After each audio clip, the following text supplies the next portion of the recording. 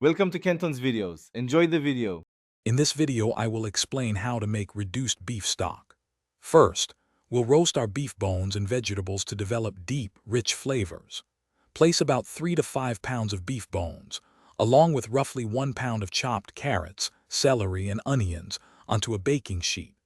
Roast them in an oven preheated to 400 degrees Fahrenheit for approximately 1 hour, or until they are beautifully browned.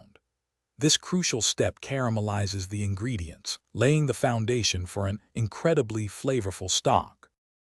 Once roasted, transfer all those flavorful bones and vegetables into a very large stock pot. Cover them completely with about 4 to 6 quarts of cold water. This helps extract more flavor. Now, add your aromatics. A few bay leaves, a teaspoon of whole black peppercorns, and a few sprigs of fresh thyme.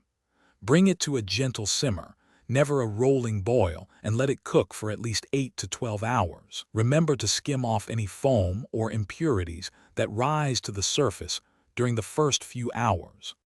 After simmering, carefully strain the stock through a fine mesh sieve or cheesecloth into a clean container, discarding all the solids. You should have several quarts of beautiful, flavorful liquid. Now, pour this liquid back into a clean pot and bring it to a gentle simmer again. Allow it to reduce slowly by at least half or even 2/3 until it coats the back of a spoon. This reduction process intensifies the flavor and creates that wonderful, gelatinous texture we desire in a rich beef stock. Once your stock has reached the desired concentration, it's crucial to cool it down rapidly. Place the pot in an ice bath to bring its temperature down quickly, preventing bacterial growth.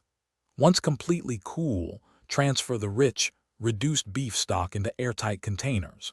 It will keep beautifully in the refrigerator for up to 5 days. For longer storage, freeze it in 1 cup or 2 cup portions. It will maintain its quality for up to 6 months, ready for your next culinary creation. Thanks for watching. Consider subscribing if we helped you.